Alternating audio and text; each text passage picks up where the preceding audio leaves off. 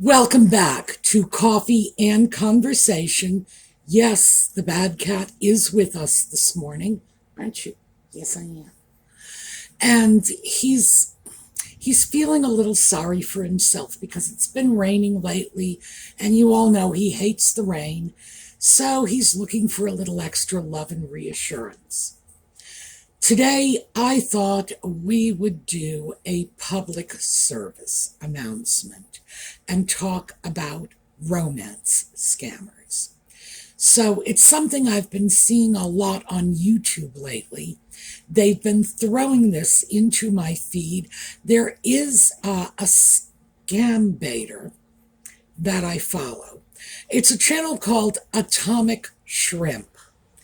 And once you go over there, you'll realize immediately why I follow this guy's channel. He's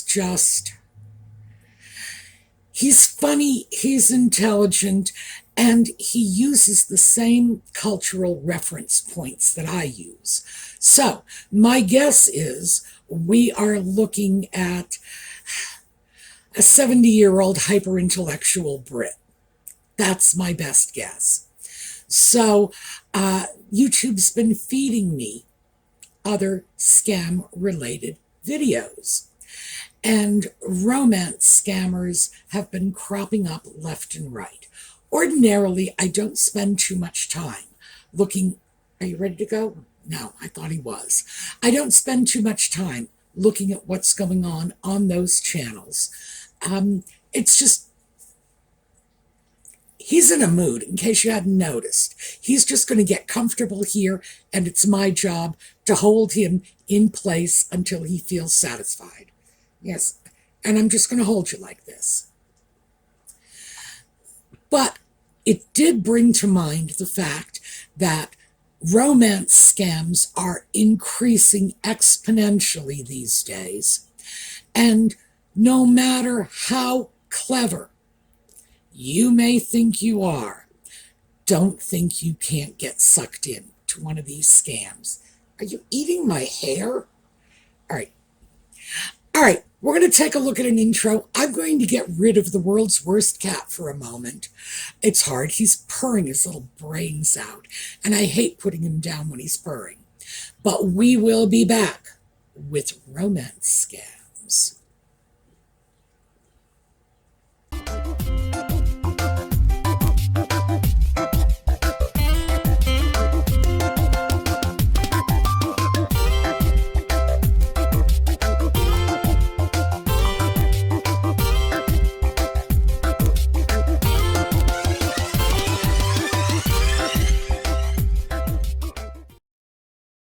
So, a bad cat has been successfully relocated, and we're going to get started. To begin with, yellow for Catherine. Here's my yellow. But we're also wearing yellow for Lex's mom, who I just discovered is also suffering from cancer. Now, Lex, for those of you who don't know, is the content creator for Sweet Hister Tea, and she is our Gen Z subscriber. She comes in on the weekends and often on our Thursday and Sunday night videos as well, and comments, and it's wonderful to hear that perspective because, frankly, most of us are old enough to be her grandmother. But it was very unsettling to learn that Lex's mother is also in trouble with cancer. So, henceforward, it is yellow for Catherine and yellow for Lex's mom. So, let me take this off because the cat has been coming back, and a silk scarf and a naughty cat are not a good combination. Romance scams. Now, as I mentioned before we got into the intro, it looks like these are definitely on the rise. This is not surprising. All kinds of internet-based scams are definitely moving up because, well, the internet is sort of the international leveler. It brings people from all over the world together, and sometimes not in a good way. What I want to do in this video is, one, explain how a romance scam works. Two, give you some quick and easy tricks to eliminate a romance scam before it even begins. Three, we are just going to take a look at who these scammers are, because there is a lot of serious misinformation about this that is obfuscating the fact that we are talking about criminals, hardened criminals. And I am not of the opinion that we ought to be making excuses for criminals based on whatever bleeding heart criteria we have. If you want to feel sorry for someone, feel sorry for the victims of these criminals, not for the people who are destroying lives. So that is my opinion, by the way. Don't bother coming into the comments saying, "Oh, Sue, you are so hard-hearted." You're not going to change my mind. We are not talking about poor, helpless little waifs. This is not Oliver Twist. We're talking about criminals who are destroying people's lives. They will get no sympathy from me. All right, let's start with the one trick that can eliminate a romance scam before it even begins, because I want you to have something you can take right now and use no matter what. You can listen to this one trick and then you can stop watching the video. That one trick will go a long way to keeping you safe. And as I said, this is a public service announcement. One, when you are approached by someone on social media, Facebook, Instagram, a dating site, a friends group for, I don't know, the fans of Morty Saul. Doesn't matter. You're approached by someone. This is the first thing you need to do. They will have a profile. Take their profile picture, download it, go to Google, and then in the Google search bar, you write in reverse image search. What will come up is a series of search engines that will go through massive databases of images that are on the internet, and they will cross-check them against the image you have entered. Google has one of these. Others, TinEye is one. Most of these services are available with a few clicks of your mouse for free. You do not need to subscribe, pay money for this, anything like that. You can get this information for free. And check that picture. Now, the reason I'm saying this is because romance scammers do not scam with their own information, with their own profile pictures, with their own address, their own occupation, and their occupation is scammer. Now, who's going to get involved with someone who says, "Yep, I'm a scammer"? So they're creating false personas, and they are stealing pictures. Now, the pictures they are stealing will show up in the reverse image search, and they'll show up multiple times. There will be hit after hit after hit. They will show up under many different names. When that happens, you know you're dealing with a scammer. That is just not how normal people do things. The average person does not have 42 different social media accounts under 42 different names. So you know you're dealing with a scammer. Walk away immediately.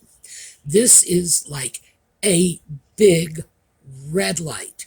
And that's how I want you to think of this in terms of traffic lights. This is your stoplight. Stop, turn around, go back the other way, period. Because you don't want to mess around with these people. I wasn't kidding when I said they are hardened criminals. Now, I do a little scam baiting for fun. I admit it.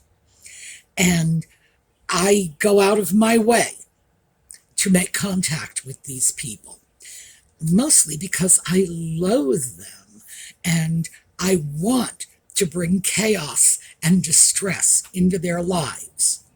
I do. But I would not suggest that you play with them. I can do it because I make videos, so I've got setups here that allow me to do all kinds of things in terms of photo manipulation, the creation of fake identities, that sort of thing. And no, I do not use my force for ill. No. But yeah, it's one of the things I do. So that's how I know so much about this. I don't usually make videos about it, but who knows? I might one day. I've certainly got the files in my computer to do so. But that one trick will move them out of your path. If you have any sort of online presence, there's a very good chance you've come across a scammer. For the most part, you can just dust them off, but the romance scammers can be very insidious. And it's very easy for people to become victims, especially if you're vulnerable, if you're lonely, if you're just coming out of a relationship. Vulnerability, that's the key. That is the common denominator. So you could be a college professor or a truck stop waitress, and your vulnerability is not going to be impacted by how successful you are, by how clever you are. It's going to be impacted by how vulnerable you are at that moment in time. So keep that in mind. Now that I've given you the one thing that will put 80% of these people out of your way, we're going to go on to a little more. Most romance scammers are located at this point in time in West Africa. Nigeria, Ghana, Cote d'Ivoire. The Cote d'Ivoire romance scammers are French speakers and are therefore generally not active in the U.S. They are active in French-speaking countries, like France and parts of Canada. So, in Nigeria, where English is widely spoken, not well, but widely, people are targeting the US, the UK, Canada, Australia, the English-speaking countries. However, they do move in other countries as well. And when I say move, that's in terms of stretching out their internet tentacles. These people are not leaving their towns or villages somewhere in West Africa. West Africans are not the only people doing this. It is just that the majority are from West Africa. As I mentioned, they are doing this usually with stolen pictures. They get their pictures off the internet. Very often, they will seek specific accounts from which they can steal their pictures because they are creating a persona that they believe will resonate with their victims. So they like military pictures. They will target the accounts of servicemen and women, steal their pictures. They will often go after models because models are good looking. They will go after people in the medical profession because medical doctor is another one of their favored pretend professions. So they are putting together fake accounts with stolen pictures and completely mythical identities. This is not who you're dealing with. So let me just quickly show you who you are dealing with. On either side, the left and the right, these are stolen pictures. The guy on the left, I really don't know who he is or what he does. He is just a large-scale victim of romance scammers. They love his picture. I'm assuming he must be a model. That's probably why they're going after his photo. Nice-looking man. We look at the woman on the right. She is a U.S. military service person, and we can tell from the uniform. And yes, another stolen picture. The guy in the middle is a romance scammer. And this is not a stolen picture. This is the guy. This is who he is. And he's out in the open about it. But it is important for you to remember that he is not only pretending to be the guy on our left, he is pretending to be the woman on our right. So when we start to look at this, yes, there are some women who are active as romance scammers. The majority are male, no matter what the gender of their fake identity might be. Men are victims of romance scams just as much as women. Well, not just as much.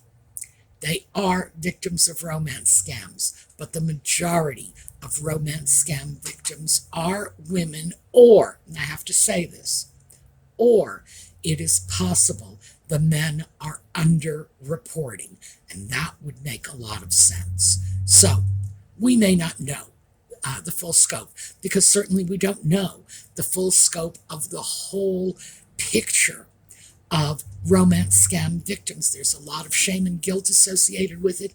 People are very reluctant to admit they have been scammed. All right, let's look at the romance scam after the picture. The picture is the first thing. That's almost always the first thing you notice when you are approached by anyone, even in the real world. What do they look like? The next thing you're going to see when you are approached by someone online is they will have a profile. If this is a dating site, they will have a dating profile. If it's Facebook, they'll have a profile.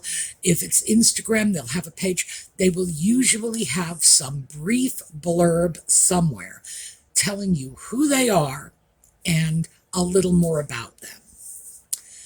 Romance scammers, particularly the West African romance scammers, love to create what they consider to be a typical Western name.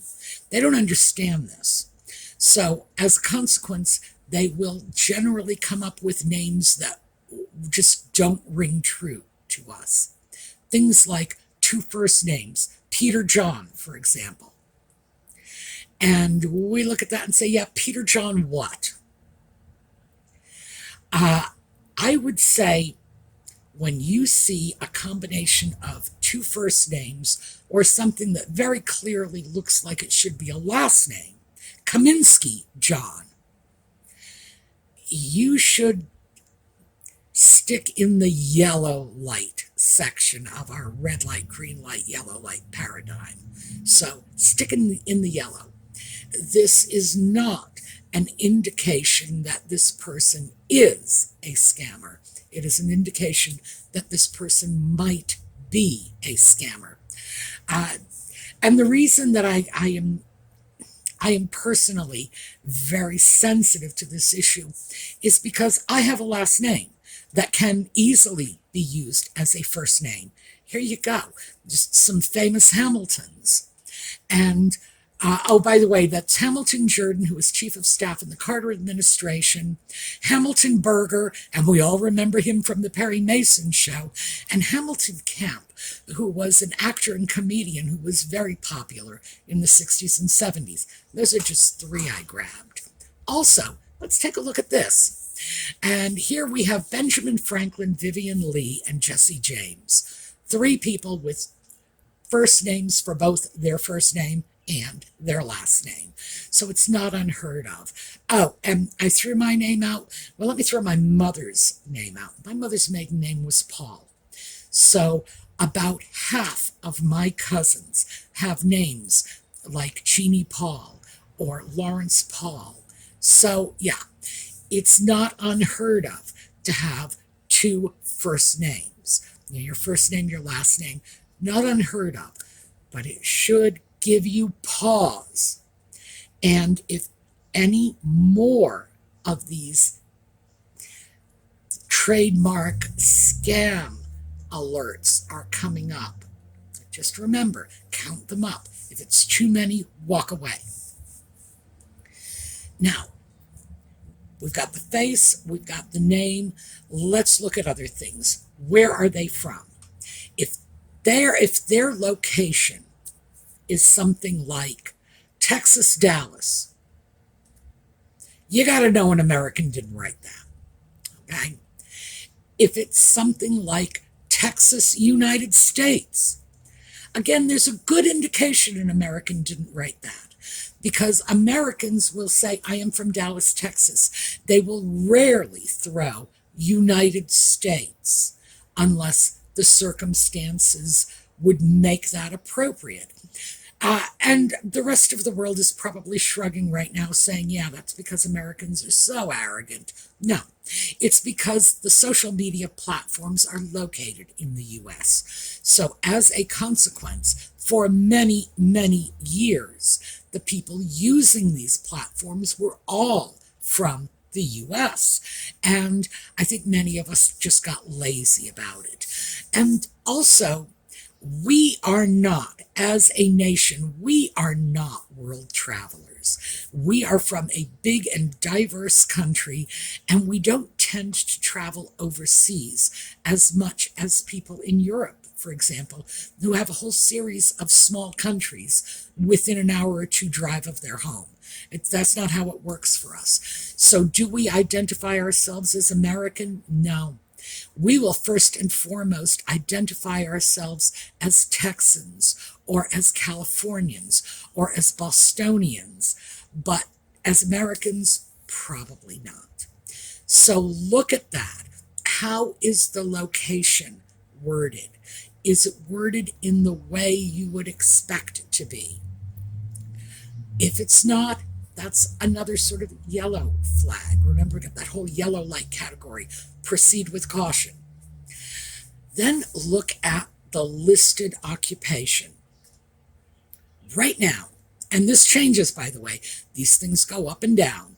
Right now, the big ones are military personnel, in particular, military doctor. And when someone writes in their profile, I am orthopedic military doctor surgeon, you got to know that's not a native English speaker. It's not someone from the United States. Because remember, if you are a United States military doctor, you have either had to do all of your training in the US or you have had to pass some very significant English proficiency tests in order to get that medical license in the US. So your English should be very, very good, even if it's not your first language. You see something like that, that is not an American doctor. It can't be. So military doctor, oil rig contractor. Yes, these are people claiming to be roughnecks, and they're working in offshore rigs all around the world. Geological surveyor, geologist, and jobs in that general category dealing with geology. That seems to be another one that's on the rise. Very often, the scammer will claim to be an independent contractor. That's very big among Nigerians. I'm not sure why. I think it's because they don't like the idea of having a boss. They don't have a boss, so why would they pretend they did out in the real world? These are all jobs that would take a person far away from home and set them up for the scam they are going to be running on you later. Because remember, the point of this is to separate you from your money. So they have to come up with a nice, credible scam and the backstory for why they are not able to pay their own phone bill or buy their own food or whatever. Being far away from home with no access to their funds, that will be important later on. Now, as we move through the scam, if they haven't scared you off just from their profile alone, they will try to elicit a great deal of information from you pretty quickly. They want to know where you live. They want to know how old you are. They want to know if you're married or single, if you have children, if you live alone. Do you own your home? Do you rent it? All of this is to determine your viability as a victim. If you are single, in other words, widowed, divorced, never married, you're a good candidate. If you are older, you're a good candidate. That also, by the way, will tell them how old they have to pretend to be. If you say you are 70, they are going to need to say they are at least 60, even if that doesn't match up with their picture. And by the way, be sure to check. If somebody shows you a picture of a guy in his 40s and claims he's in his 60s, be suspicious. So they want all of this information. They need to know where you are. They do not want to make the mistake of claiming they are in the next town over, which is a mistake they can very easily make, especially if you live in one of the major cities that they are fond of using, because they don't know every little podunk small town in the United States, in Canada, in the UK. They know places like Los Angeles, Dallas, New York. That's what they know. So they need to make sure that they are far away, because they can't run the risk of you looking for a face-to-face meeting too soon. Doesn't matter anyway, because within the first few days, they are going to be on their way out of town. Keep this in mind.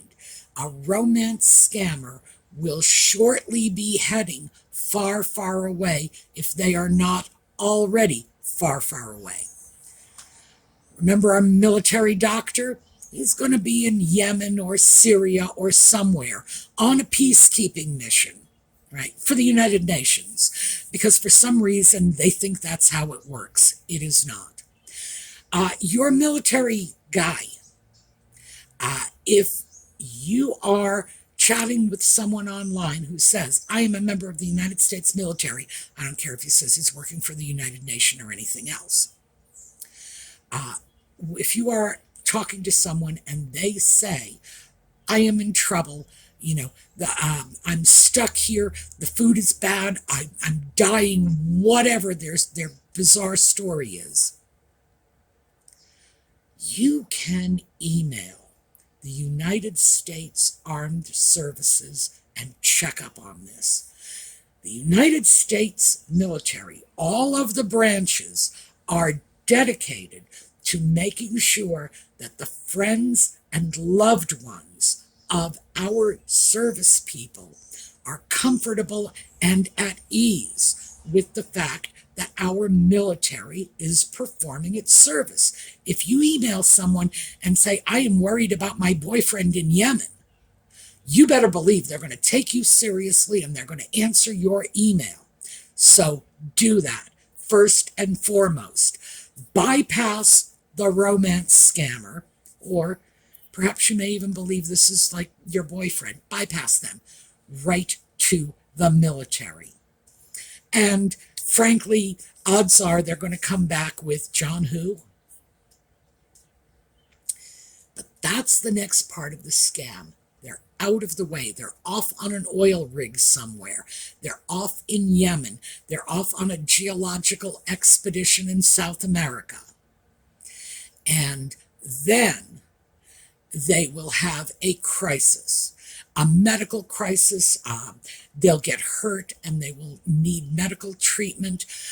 Something will go wrong. The oil rig will explode. They will have to get out of there, and they will need you to give them money to leave. Now, of course, this is not how it works out in the real world. They will tell you they cannot access their bank account. They've been locked out of their bank account. And that's why you need to send the money. So I get locked out of my bank account all the time. My bank doesn't like the fact that I do a lot of international transactions. So I can assure you, I fix that with a phone call. I pick up the phone and I will say what's going on, and I will okay the questionable transaction, and it's done. Problem solved.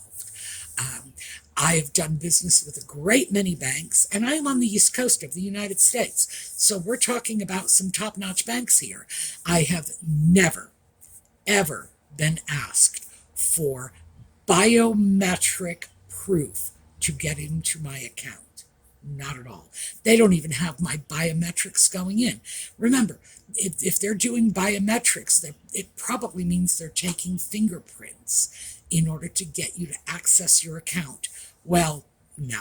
If they've never taken my fingerprints in the first place, there is no biometric print to compare me to. So keep that one in mind. But that is, in general, how the scam goes down. They draw you in. I love you, baby. You are my whole world. Give me money. That's what's going on. It's all about the money. So let's start with the standard backstory, because as usual, I'm going over time. So I'm just going to hit you with the standard backstory before we bring this to a close, just so you know what you're dealing with, and because you will get this backstory within the first few exchanges with the romance scammer, and then just go. Block them, turn your back, do not look back. The romance scammer will be the only child of his late parents. Now remember, as English speakers, that is not how we refer to it. Yes, we might refer to our late parents in certain circumstances, meaning that they were dead. But if I said to you, my parents are late, you would look at me and say, really, what do you think is keeping them? Maybe they hit bad traffic. It's not how we use the word. They don't know this, and they will do this. Only child of my late parents. My wife died of cervical cancer, or whatever the current cancer is at the moment that they are obsessed with. Or my wife and I are divorced because she cheated with my best friend. And then there will be the child or children that they are left with. The children are in boarding school, no matter how young they are, or living with a nanny, again, no matter how young they are.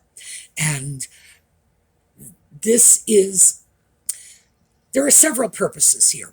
The scammer wants to create a sympathetic backstory. They want to tug on your heartstrings, make you feel interested and protective of them, because they have had such a tough time.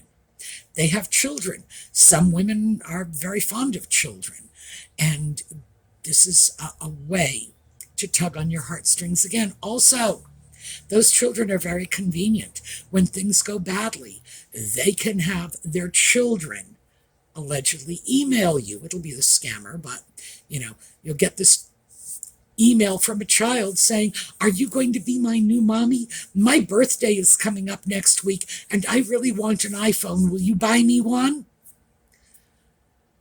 The child is a vehicle for getting more money. Send the child a birthday present. Send them a gift card. That's the backstory. But gift cards. Adults in the United States do not use gift cards in order to transact business. I have never known an adult to use a Steam card, a Google iPlay card, an Apple card. No. In fact, I don't even, when I keep gift cards to give to people, they are MasterCards and Visas. I want to give them a card they can actually use wherever they want to. Adults don't do this. So the idea of transferring cash by gift cards or Bitcoin should be absolutely off the table for you. No matter who it is, that's not how you give them money. The reason the scammers like this is gift cards, once they are cashed in, can't be traced, and the money can't be taken back. You buy it, the money is tied up in the code on that card. The minute somebody gets that code, they have the money, and that's the end of it. Bitcoin, very much the same thing. You buy the Bitcoin, you transfer it to someone else, it's gone. It cannot be traced. So that's why they like this. No matter what, no matter who, I don't care if it's your own mother, if you're sending her money, not with gift cards, not with Bitcoin. Make sure you keep your records safe. That's all. If you give somebody money, unless it's someone you know very, very well, maybe if it is your mother, and you slip them a few bucks, not a big deal. But remember, you need records of your financial transactions. And the scammer does not want you to have that. And so that's why these are their favorite means of getting money from you. Babe, go to Walmart, buy me a gift card. Your answer needs to be hell no. Hell no. The next thing you need to do is block them. All right. Covered a big topic in a very short period of time. We may revisit this. What I want you to take away from this is that first tip I gave you. Run the picture through a reverse image search program, because that will get you away from the romance scammer before you've even acknowledged their presence.